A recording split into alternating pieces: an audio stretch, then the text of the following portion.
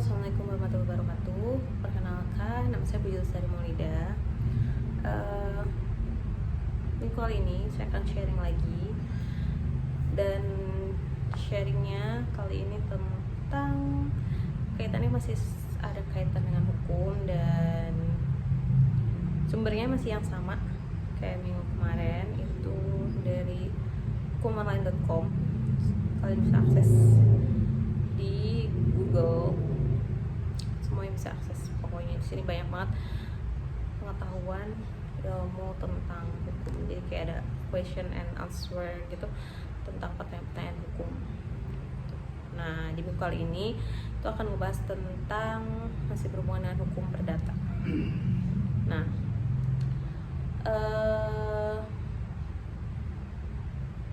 tentang dua macam upaya hukum perdata. Catat, karena ini penting dan berkaitan sama, ada kaitannya sama kehidupan sehari-hari lah kalau perdata gitu. Apabila terjadi sesuatu yang berkaitan dengan hukum perdata. Nah, ini kita ngebahas dulu tentang hukum acara perdata ya. Hukum acara perdata tuh menurut Wirjono Projodikoro, hukum acara perdata adalah rangkaian peraturan-peraturan yang memuat cara bagaimana orang harus bertindak terhadap dan di muka pengadilan, dan cara bagaimana pengadilan itu harus bertindak satu sama lain untuk melaksanakan berjalannya hukum perdata. Nah, di Indonesia, for information, ketentuan hukum acara perdata ini masih menggunakan HIR atau RBG yang dilengkapi dengan berbagai ketentuan yang tersebar dalam Undang-Undang Nomor 48 tahun 2009 dan Undang-Undang Nomor 14 tahun 1985 serta perubahannya, sehingga dapat dikatakan hukum acara perdata diatur dalam berbagai peraturan yang terpisah.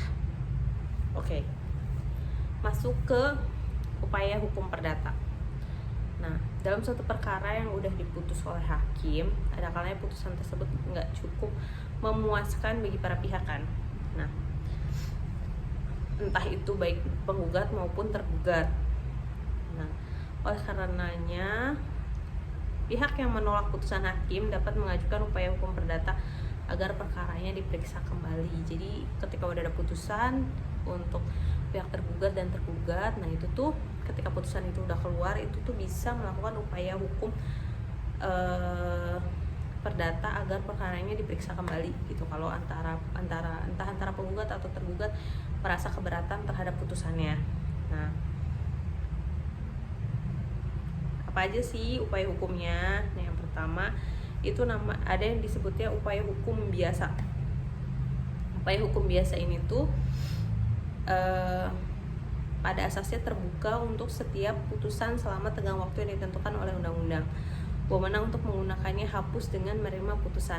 Upaya hukum biasa ini bersifat menghentikan pelaksanaan putusan untuk sementara.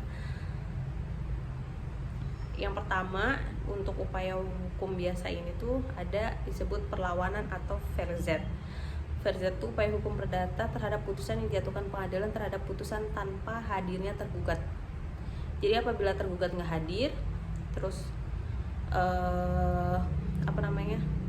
sidang kan tetap berjalan tuh.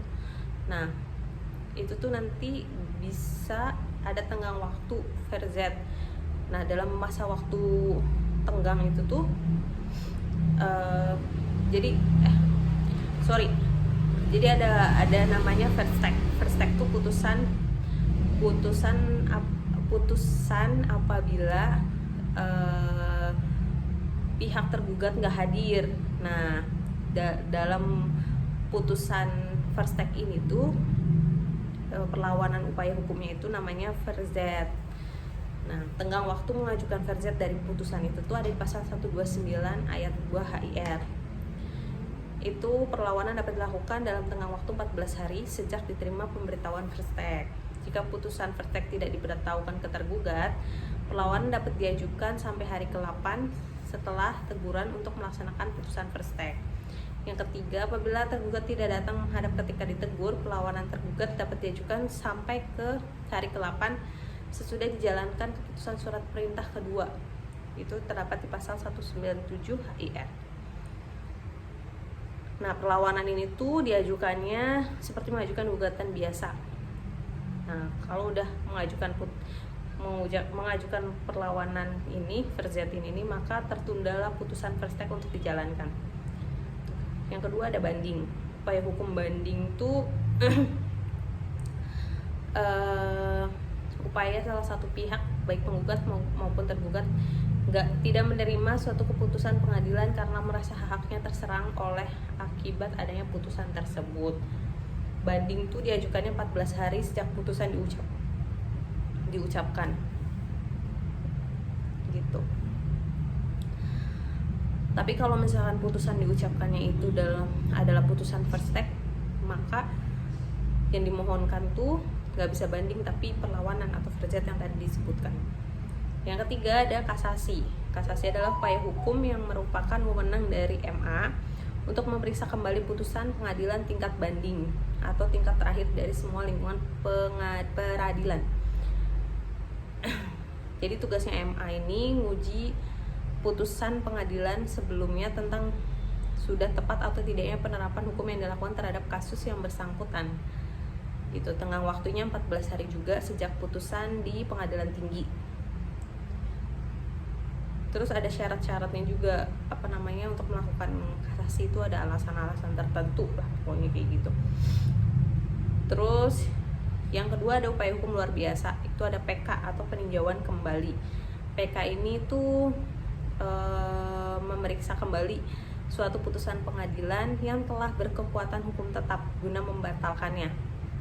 Permohonan PK tidak menghalangi jalannya eksekusi atas putusan yang telah berkekuatan hukum tetap.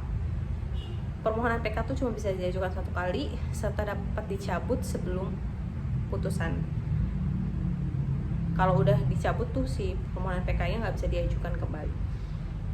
Terus ada syarat-syaratnya lah kalau ada mau ngajuin PK gitu. Terus yang kedua ada perlawanan pihak ketiga atau der den verzet namanya. Ini macam upaya hukum perdata yang terakhir, perlawanan pihak ketiga atau der den verzet, perlawanan yang dilakukan oleh pihak ketiga yang tadinya tidak ada sangkut pautnya dengan perkara, akan tetapi putusan itu telah merugikan pihak ketiga.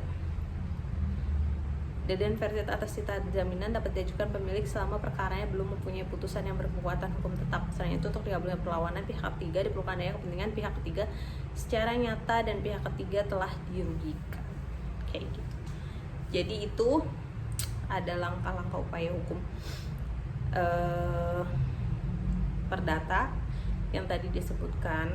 Untuk lebih lengkapnya kalian bisa search juga alasan-alasannya kayak gimana, setengahnya kayak gimana, itu bisa kalian search langsung. Mungkin itu sih yang bisa di-share, semoga bermanfaat dan semoga bisa ada nilai positif yang diambil. Terima kasih atas perhatiannya. Wabillahi taufiq wal hidayah. Wassalamualaikum warahmatullahi wabarakatuh. Bye bye.